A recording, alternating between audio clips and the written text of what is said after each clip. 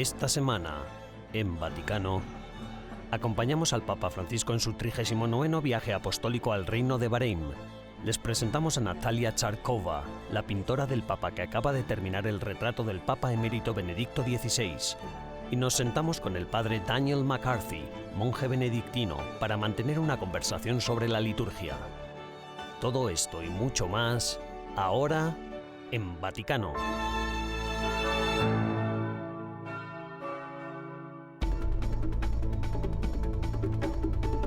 Del 3 al 6 de noviembre, el Papa Francisco visitó el Reino de Bahrein, el primer viaje papal a la pequeña nación insular. El lema del viaje fue «Paz en la tierra a los hombres de buena voluntad». Su queste isole si ammira una società composita. En un encuentro con representantes del cuerpo diplomático, el pontífice explicó el motivo de su visita. Había venido como sembrador de paz. Elogió la sociedad multiétnica y multirreligiosa de Bahrein, que es capaz de superar la amenaza del aislamiento. El Estado del Golfo todavía mantiene la pena de muerte, por lo que el Santo Padre destacó el derecho a la vida, así como la necesidad de garantizarlo siempre, también en lo que respecta a los castigados cuyas vidas no se pueden erradicar.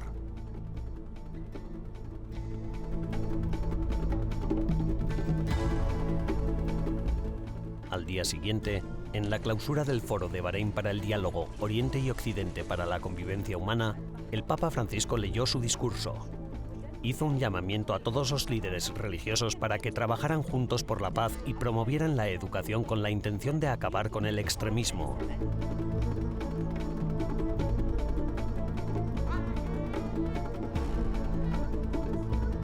En una reunión posterior con miembros del Consejo de Ancianos Musulmanes en la mezquita del Palacio Al-Shakir, Francisco expresó: «Dios es fuente de paz, que nos conceda ser transmisores de su paz en todas partes». Un día antes de su partida, el Papa celebró una Santa Misa en el Estadio Nacional de Awali. En Bahrein viven unos 80.000 católicos y en total, en este reino islámico, solo hay 20 sacerdotes y 8 monjes y monjas. El Santo Padre animó a los fieles a seguir a Cristo con valentía, incluso cuando parece que no hay perspectivas de éxito. El 6 de noviembre, antes de volar de regreso a Roma, Francisco visitó la iglesia del Sagrado Corazón en Manama. Be with you. And with your spirit.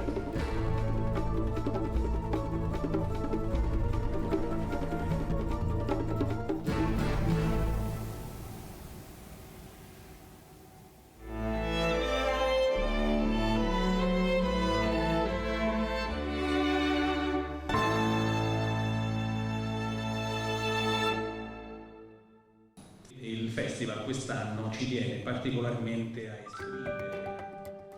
El pasado 3 de noviembre, en la ciudad de Roma, la Fundación Pro Música y Arte Sacro presentó el programa del 21º Festival Internacional de Música y Arte Sacro. Durante la rueda de prensa, el Dr. Hans Albert Kurschel, presidente general de la Fundación, invitó a los presentes a vivir cada momento de este certamen como una auténtica elevación espiritual. El cardenal Angelo Comastri, presidente honorario de la Fundación, subrayó la dimensión espiritual que desde hace 22 años continúa dando vida al festival y lo hizo recordando las palabras de Santa Teresa de Calcuta. Madre Teresa solía decir: la vida es belleza, admírala. La vida es un himno, cántalo. Yo creo que el festival responde a estas palabras de Madre Teresa, abriendo espacios de belleza, de admiración, espacios que puedan consolar el corazón de los hombres y empujar a cada uno de los presentes a hacer del mundo un lugar más bello. Entre los presentes destacaron figuras como Monseñor Pablo Colino, miembro del Consejo Directivo de la Fundación Pro Música y Arte Sacro, que recuerda con emoción la figura de Monseñor Lorenzo Perosi, compositor italiano y director de coro en el aniversario de los 150 años de su nacimiento. Con el arte sacra. Con el arte de la música sacra, nosotros queremos acercar la gente a la belleza. Y como laicos tenemos que tener el coraje de gritar al mundo que la belleza absoluta es nuestro Señor. Che cosa è il bello? Il bello è nostro Signore. Como conclusión del evento, la artista rusa Natalia Charkova presentó por primera vez al público su nueva obra. un cuadro bendecido días antes por Benedicto XVI en el que se ve representado al Papa emérito rodeado de lo que hoy en día se conoce como su familia pontificia.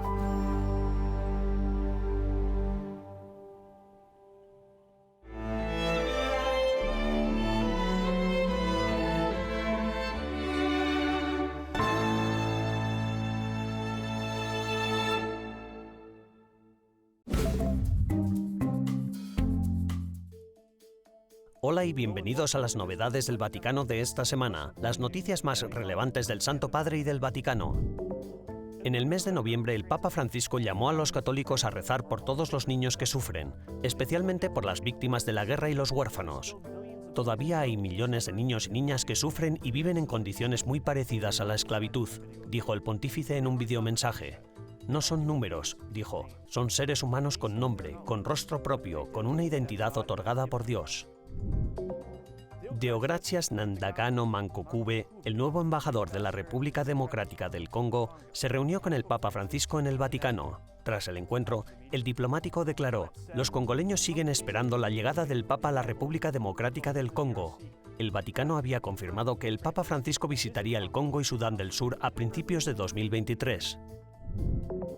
El Papa Francisco aceptó la renuncia del arzobispo alemán Ludwig Schick, quien estaba a cargo de la archidiócesis bávara de Bamberg desde 2002.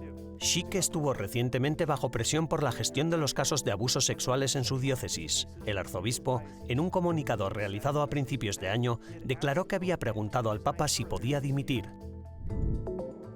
El Santo Padre pidió a los católicos que desarmen sus corazones y se conviertan en pacificadores. Durante el Ángelus del Día de Todos los Santos advirtió de una impresión engañosa. La fiesta, dijo el Papa Francisco, no es un día en el que los católicos celebran a las hermanas y hermanos que han sido perfectos en vida, sino de la revolución que supusieron por trabajar todos ellos por la paz. El 20 de noviembre, Domingo de Cristo Rey, el Papa Francisco celebrará la misa en la ciudad italiana de Asti. Según ha confirmado el Vaticano, el Santo Padre llegará a la ciudad piamontesa el 19 de noviembre para asistir a una celebración familiar privada. La ocasión es el 90 cumpleaños de un primo del Papa. Gracias por acompañarnos durante las novedades del Vaticano de esta semana. Les ha informado Anthony Johnson para EWTN Vaticano.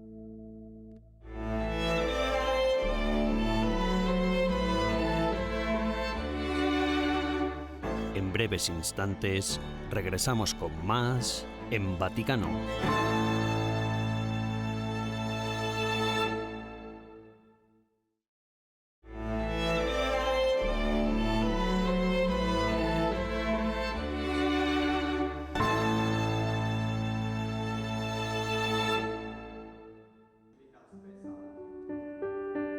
El pasado 20 de octubre tuvo lugar en Roma, en la Universidad Pontificia Santo Tomás de Aquino, el Angelicum, una conferencia titulada Dos iconos angélicos, beatos, obispos y mártires. En la misma se resumía la vida de fe de dos exalumnos de la universidad de los años 30, el beato Tito Liviu y el beato John Suciu.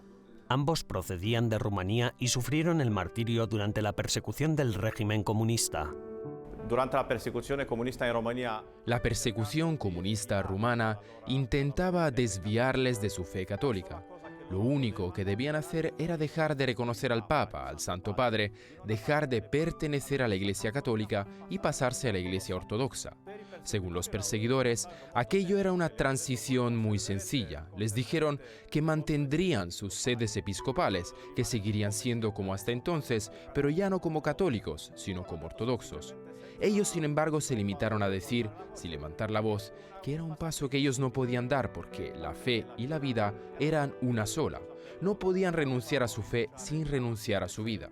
Cosa que luego ocurrió porque, cuando los perseguidores comunistas vieron que no estaban dispuestos a renunciar a su comunión con Roma, los metieron a todos en la cárcel, donde muchos morirían tiempo después. sono tutti in prigione e tutti sono morti là. El beato Tito Liviu, tras licenciarse en teología en la Universidad Angelicum en 1931, regresó a Rumanía como capellán de escuela en Blaj, una pequeña ciudad también conocida como la pequeña Roma de Transilvania. Considerado uno de los más firmes opositores a la unión forzada entre las iglesias greco-católica y la Iglesia Nacional Rumana, fue detenido la noche del 28 al 29 de octubre de 1948 por el Servicio Secreto Comunista. Durante su estancia en prisión en el campo de Caldarusani, situado en el norte de Rumanía, fue consagrado obispo en secreto por mandato de la Nunciatura Apostólica. Por amor y fidelidad al Papa, se negó a renunciar a su confesión como miembro de la Iglesia greco-católica y fue trasladado a la prisión de exterminio de Sighet, donde cayó gravemente enfermo y murió sin recibir atención médica. Fue enterrado en el cementerio de los pobres de Sighet, en la frontera con Ucrania. Nuestra fe debe manifestarse a la luz del día. Por eso mi elección como seguidor de Cristo, como discípulo de Cristo, no es una elección que tenga que mantener a escondidas, sino que tengo que tener la fuerza y la alegría de dar testimonio ante una sociedad que quizás no cree en Dios, frente a hombres que no creen en Dios. No para decir que somos más grandes y mejores que los demás, sino simplemente para ser nosotros mismos, para ser amigos de Cristo. Es una alegría que no puedo dejar de testimoniar ante la gente de hoy. Posso impedirmi di testimoniare alla gente di oggi. Al igual que el beato Tito Liviu, Ion Suciu también estudió en la Universidad Angelicum, obteniendo el doctorado en teología en 1932. De regreso a Rumanía, fue nombrado obispo auxiliar de Oradea, donde desarrolló un impresionante apostolado a pesar de las dificultades ocasionadas por la guerra y la ocupación comunista. A través de su apostolado, fortaleció la fe de los creyentes que empezaban a sentir la presión de las autoridades comunistas para que cambiaran la Iglesia greco-católica rumana por la ortodoxa. Cuando todos supieron con claridad que Ion Suciu no renunciaría a su fe católica, la policía política del régimen comunista finalmente lo detuvo y sometió a duras investigaciones que pretendían implicarlo en un juicio político. El 26 de octubre de 1950 fue trasladado a la misma prisión de exterminio que Tito Liviu, en Sighet. Casi 3 años más tarde, el 27 de junio de 1953, murió de inanición en la celda número 44. Los obispos Tit Liviu Cinezu y Ioan Suciu murieron dando testimonio de su fe hasta el martirio. Murieron en la cárcel de Duras, al norte de Rumanía, en Sighet, uno en 1953 y el otro en 1955. Su modelo de vida es, sin duda, todo un ejemplo para nosotros, un ejemplo que ayuda a superar todas las cosas que pretendan impedirnos el acceso a Dios para vivir nuestra fe y cuando sea necesario superar todas las pruebas para dar testimonio de nuestros valores. Este testimonio, hoy que también vivimos tiempos difíciles, es un mensaje para nosotros. Estos obispos greco-católicos enseñan que durante las pruebas nuestra fe tiene un valor supremo y que debemos confiar en la gracia de Dios para superar estos desafíos. Luego dar todo de nosotros mismos para que con nuestros valores seamos coherentes en nuestra vida y nuestra fe. Essere coerenti nella nostra vita con la nostra fede, con i nostri valori. Hoy, casi 50 años después de su muerte, se ha rendido homenaje a estos dos beatos cuyas vidas fueron testimonio de fidelidad y santidad.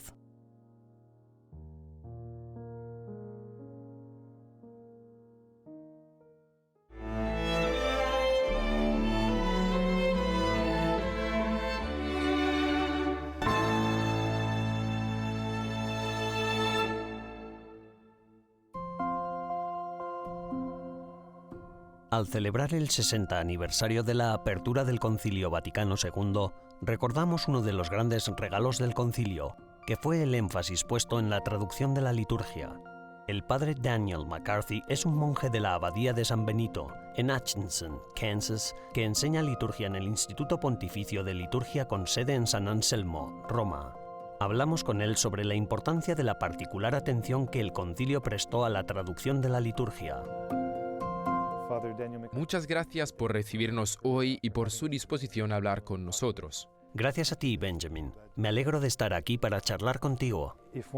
Si uno entrara en una máquina del tiempo y se encontrara con los primeros cristianos de ese primer siglo, cuando trajera a algunos de vuelta al siglo XXI, ¿qué parte de la liturgia, qué parte de la misa habría cambiado? ¿Entenderían los primeros cristianos lo que están viendo en la celebración o han cambiado las formas? Bueno, es bueno que me preguntes esto aquí en Roma, porque puedes ir a la colina Cheliana, a la Basílica de Juan y Pablo, para luego visitar la entrada del sótano de esa basílica. Estarás entrando en una casa del siglo I, la casa de algunos primeros cristianos en la que se reunía a la gente para celebrar la partición del pan. Con el tiempo, a medida que la comunidad crecía, la casa se convirtió exclusivamente en una iglesia. La reorganizaron, dejó de ser un hogar familiar y se convirtió en una casa para la iglesia. La actual basílica se construyó sobre ella y ahora se puede ir allí y celebrar la liturgia. De modo que esa gente del primer siglo reconocerá sus casas y puede que incluso reconozcan el mismo lugar donde han celebrado la liturgia. Y luego verán todos los cambios que han ocurrido desde entonces y lo rico que se ha vuelto todo. La casa del Papa Gregorio el Grande, que ahora es un monasterio y una basílica, estaba justo al otro lado de la calle. Suponemos que él iba a esa misma iglesia. Hay una continuidad increíble a lo largo de los siglos. ¿Podría hablarnos acerca de la importancia de enseñar el latín? Vas a hacer que me emocione, porque me toca muy de cerca.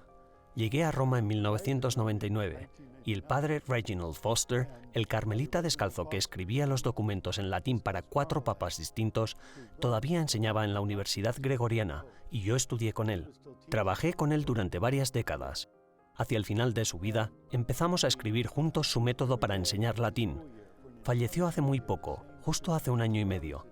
Y yo aún sigo publicando los libros, la serie que preparamos, y continúo enseñando con su método aquí. Todos los días del año escolar damos clase a los mismos alumnos durante 2 horas al día. Son 250 y pico horas por curso académico, y llevo a los estudiantes de latín que comienzan desde cero a un nivel de lectura considerablemente elevado. Así, cuando mis alumnos empiezan a estudiar liturgia al año siguiente, están listos con su latín, listos para dedicarse a la investigación de la historia de la liturgia en el texto latino, haciendo así su propia contribución a la Iglesia. Padre, una última pregunta. Este año celebramos el 60 aniversario de la apertura del Concilio Vaticano II, y uno de los aspectos más hermosos de ese concilio, por lo que he leído, por supuesto, ya sabe usted que yo no estaba allí cuando se inauguró, fue que hubo mucha predicación proveniente de las Escrituras. ¿Podría hablarnos un poco sobre este hecho y tal vez sobre cómo eso influyó en su vida sacerdotal? ¿Podría hablarnos un poco sobre este asunto? El don de Dios es primordial y se da no solo en la Eucaristía, sino también en la Escritura. Y Cristo está realmente presente cuando se proclama la Escritura. El Papa Pablo VI, en aquel entonces, dijo que incluso durante la homilía Cristo está realmente presente, pues su presencia se revela a través de la reflexión sobre la Escritura. Lo que quería decir es que, después del concilio, se prestó mucha atención a la traducción de la liturgia a la lengua vernácula y a enseñar a la gente a celebrar una liturgia renovada en las parroquias. Ahora, en cierto sentido, estamos ante una segunda oleada de traducciones y de aplicación de esta liturgia renovada. Magnífico, Padre Daniel McCarthy, muchas gracias. Benjamin, gracias a ti. He disfrutado mucho charlando contigo hoy.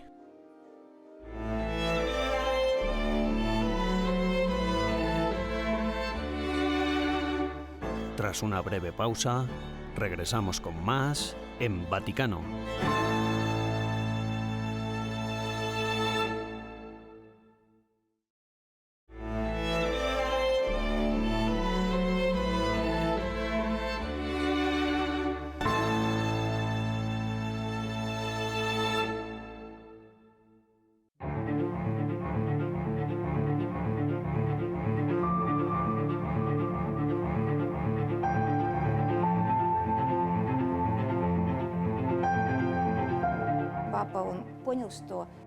El Papa emérito entendió que era importante retratar este momento histórico de su pontificado en un lienzo para la historia. Me eligió a mí y es una gran responsabilidad. Durante los últimos 4 años, Natalia Charkova ha pintado al Papa emérito Benedicto XVI en su misión como Papa emérito rodeado de sus más allegados. su familia pontificia.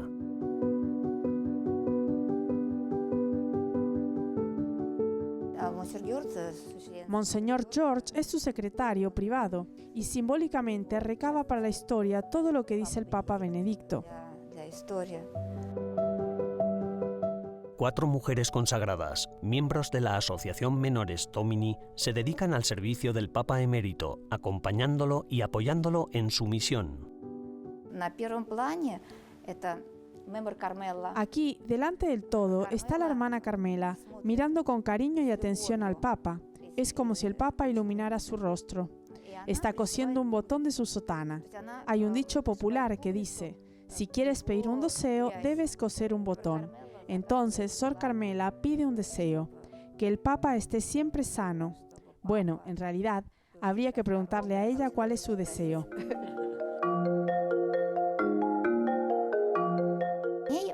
Tras ella está la cocinera, sostiene el menú. El menú es un pequeño trozo de papel porque el Papa no come mucho. Se llama Sor Loredana. En la parte de detrás está Rosella, que hace un poco de todo. Limpia la sala, lava la ropa y el resto de la limpieza. Y la cuarta es la hermana Cristina. Ella atiende y cuida el oratorio, la capilla de la casa. La parte superior de la capilla está pintada. Este es el lugar en el que el Papa Benedicto reza y del que obtiene su fuerza espiritual. La hermana Cristina lleva rosas. Las rosas son un símbolo de María, la Virgen María, un símbolo de amor. Son las flores favoritas del Papa Benedicto. Charkova nos cuenta que la hermana Cristina también cuidó del hermano del Papa Benedicto, Georg Ratzinger. El Papa Emérito Benedicto invitó a Natalia Charkova a trabajar en su retrato cuando su hermano Georg aún vivía. Y aquí los representé juntos como si fueran uno. Georg se inclina y escucha lo que dice el Papa Benedicto y se ve que está pensando en algo hermoso. También está muy concentrado en sus pensamientos, pensando en algo que le ilumina la cara desde dentro.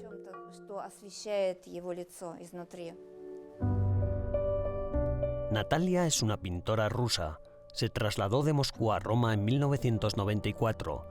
Desde entonces se ha convertido en la retratista oficial de los papas. A pesar de las diferencias culturales y de creencias, Charkova es ortodoxa. Dice que no siente ninguna división entre ella y los sujetos de sus cuadros.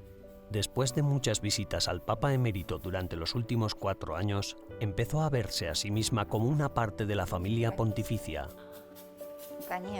De hecho, este ángel está pintado pensando en mí. Es una especie de símbolo, no soy yo. Es un ángel, pero está pintado partiendo de mí, porque así es como lo siento en mi corazón. Estoy allí con ellos.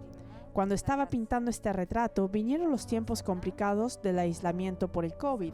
Yo estaba sola con este cuadro, y fue muy bueno que este cuadro me acompañara.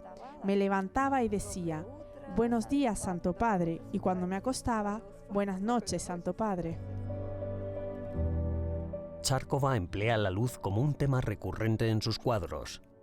Dice que cuando el Papa Emérito Benedicto XVI dimitió, no se retiró a las sombras, sino que comenzó una nueva misión, la misión del Papa Emérito.